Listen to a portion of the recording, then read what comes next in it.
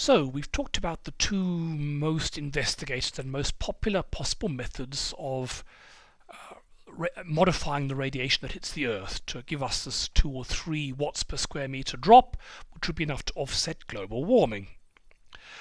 So these are the increasing the reflectivity of marine clouds, or increasing the amount of stratospheric aerosol. We also talked a bit about surface albedo enhancement.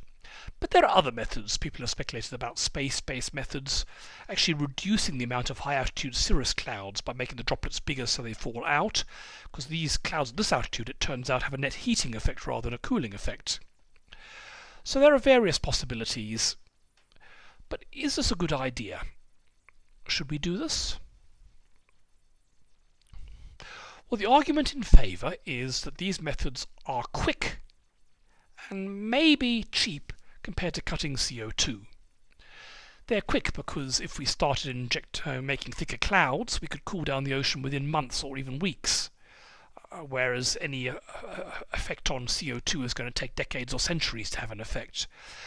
This is appealing to politicians because it's something that a politician could do where they might actually have a result within their term of their office.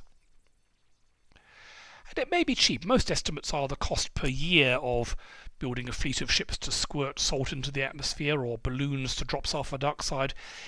They're expensive. We're talking billions of dollars, but not trillions of dollars or hundreds of trillions, which actually means it's probably a lot cheaper than decarbonising the world's entire economy, closing down the oil industry, replacing every car on the planet, refurbishing every house. But carbon dioxide is long-lived, whereas these methods are short-lived. So the carbon dioxide we're putting out now is still going to be warming the world up 500 years from now. Whereas if we stop spraying salt into the atmosphere, things will revert to heat right away. So you can imagine a scenario where people said it's cheaper just to dump sulfur dioxide in the atmosphere or thicken the marine clouds. But meanwhile, the CO2 keeps on going up and going up and going up. And then if something happens to stop it, like a war or some government changes its mind, you could suddenly get all the heating you've been hiding in one great hit, which could be absolutely disastrous. So you have to keep this going, this dumping sulfur dioxide in the atmosphere, for hundreds and hundreds of years. And so they might, while they're cheap for 1 year or even 10 years compared to cutting CO2, if you have to do it for 1,000 years, then it's not looking so cheap anymore. Once you've converted the world economy to run without CO2, it's actually going to be quite cheap to keep it going that way. So cheap short term, cheap long term, probably not.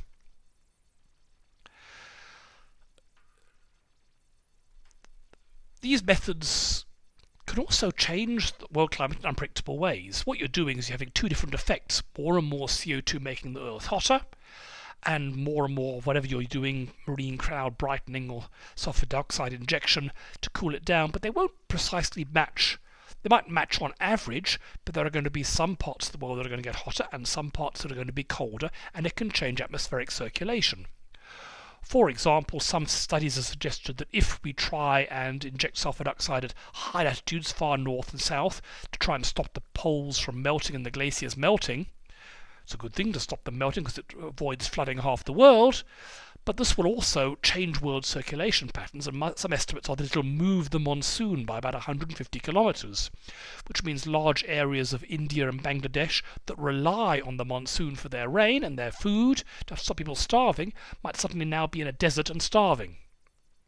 So it could actually trigger a war. Let's imagine Russia decides to inject sulfur dioxide to stop it melting, but India doesn't want this because it's going to move the monsoon. But does India go out and shoot down the Russian balloons?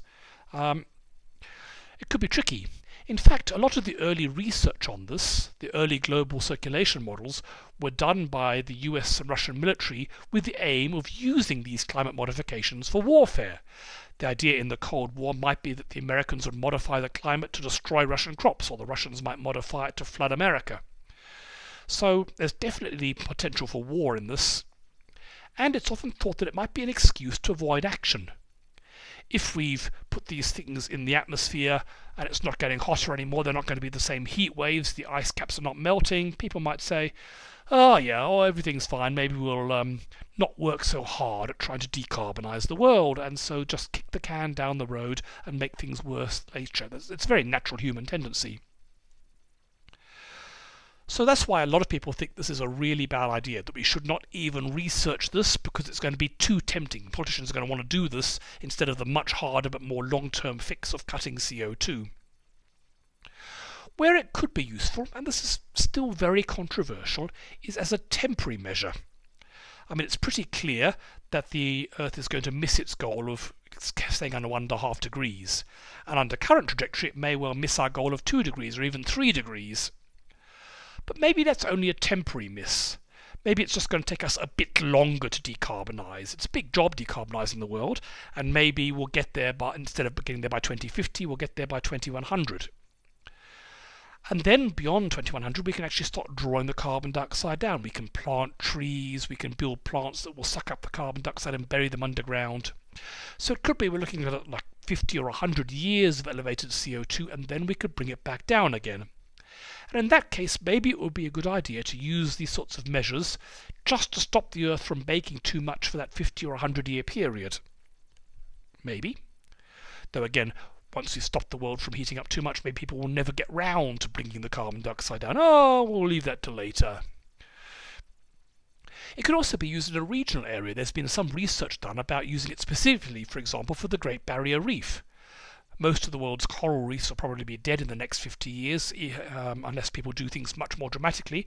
But maybe we could just enhance the marine cloud over the barrier reef, keep it cool there to keep that alive, again as a temporary measure until people can start bringing the carbon dioxide out of the atmosphere. But it could have unpredictable effects. I'm not sure anyone's modelled this, but maybe if you cool down the sea over the Great Barrier Reef, maybe that will change the path of storms over New Zealand or change the amount of rainfall over inland Australia. So there could be unpredictable effects, which again might trigger war or dispute or floods or drought somewhere else. So it's very dangerous. So definitely every climate scientist's preference is decarbonise the world, stop CO2 emissions, and then draw the carbon dioxide down.